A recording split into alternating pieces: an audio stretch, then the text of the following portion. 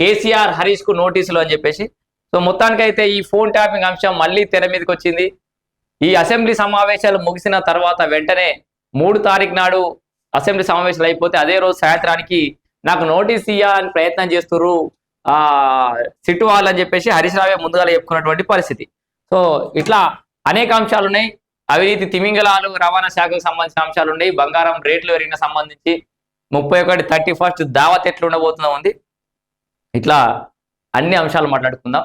ఇక ముందుగాల్లా మన గత 10 ఏళ్ల విద్వాంసకులు ఆస్థాన కవులు అని ఉంటుండే కదా అప్పట్లో మన శ్రీకృష్ణ దేవరాయల టైంలో. మనకు ఆస్థాన విద్వాంసకులు కాదు, విద్వాంసకులు వీళ్ళు విద్వాంసులు కాదు విద్వాంసకులు.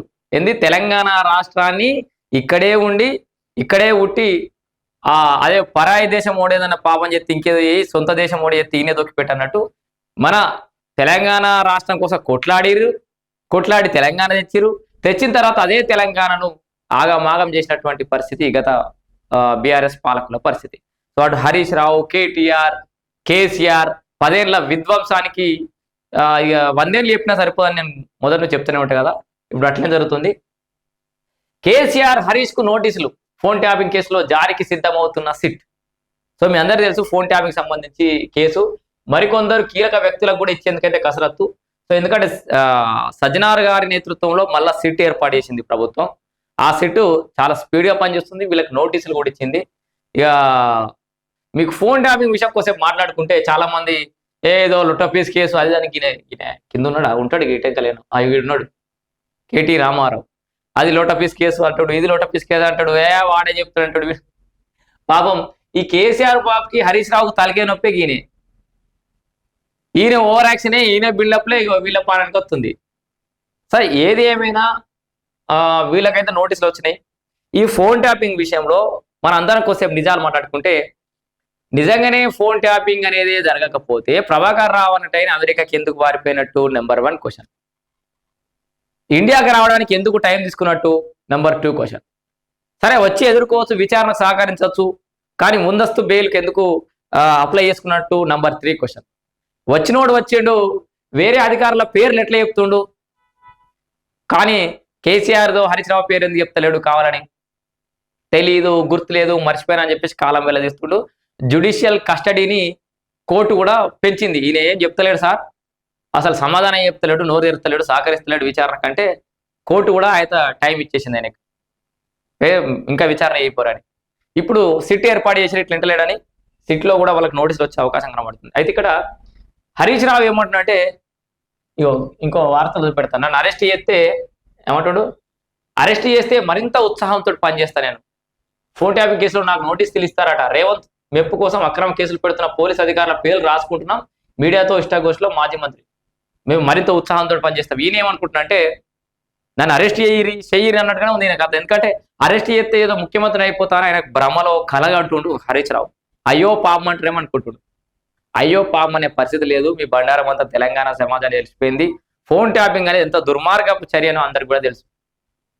అసలు ఇక్కడ వీళ్ళ ముగ్గురు భావత చెప్తున్నాడు పాపం.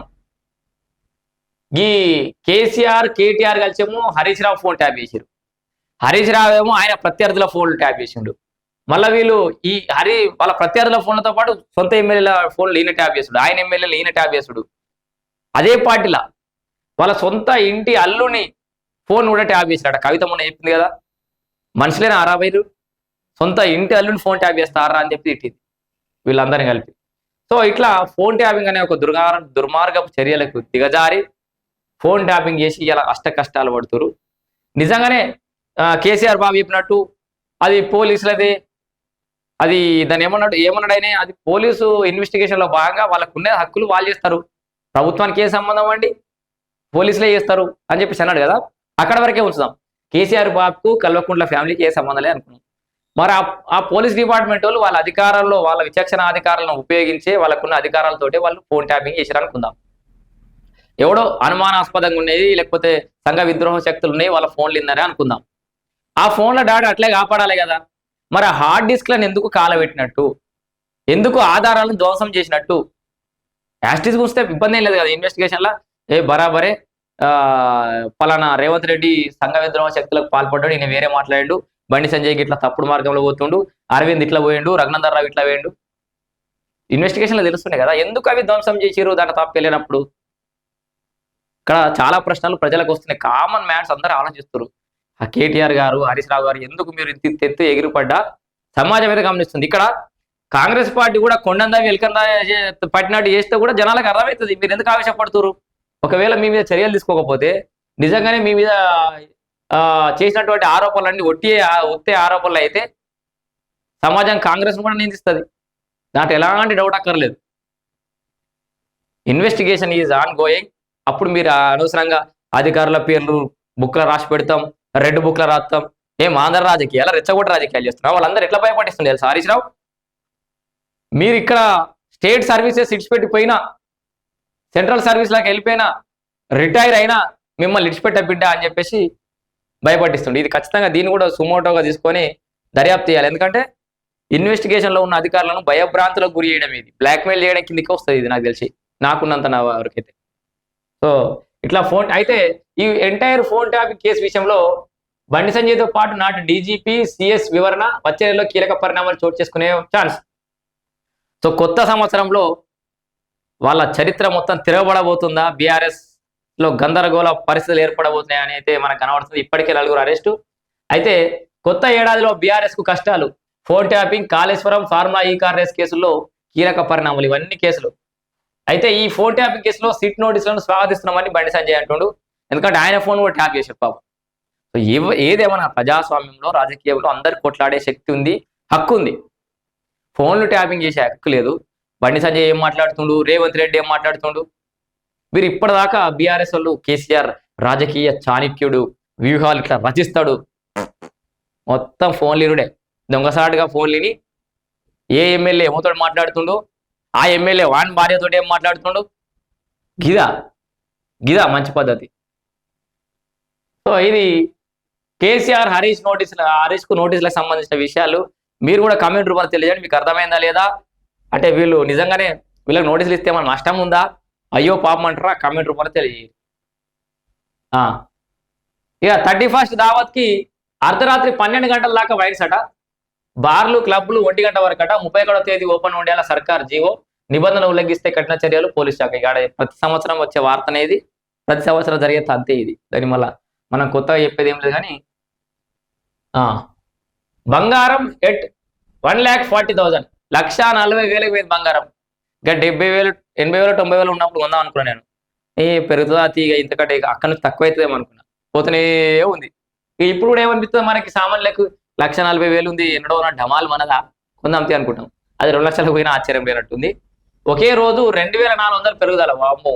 3,000 పెరిగిన వెండి, మార్కెట్లో కేజీ ధర 2,34,000. ఏది వెండి.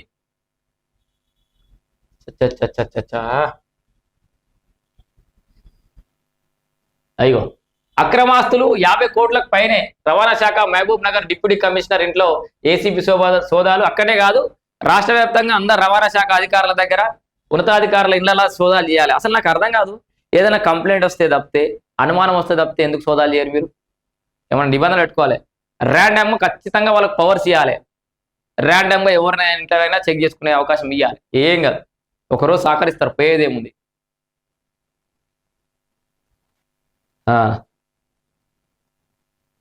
కేసీఆర్ ఒప్పందమే రాష్ట్రానికి మరణ శాసనం.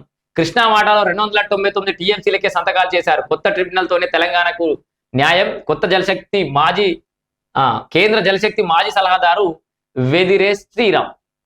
చూడరు, ఇక ఆ ఒక్క సంతకం చేయకుండా ఉంటుంటే నిన్న వచ్చి మళ్ళా నీళ్ళ సంఘం అని ఏంది, అదో తోకమట్ట సమ్మిట్ అని, ఇవినే ఉన్న మెస్సిన్ తెచ్చిరని మస్తుగా నరికింది కదా కేసీఆర్ బాబు. మనకి ఎందుకంటే మన స్లాంగ్ లో మాట్లాడేసరికి, మన భాషలో మాట్లాడేసరికి మనం అట్రాక్ట్ అయిన తప్పితే విరసొంపుగా మాట్లాడేంత మాత్రాన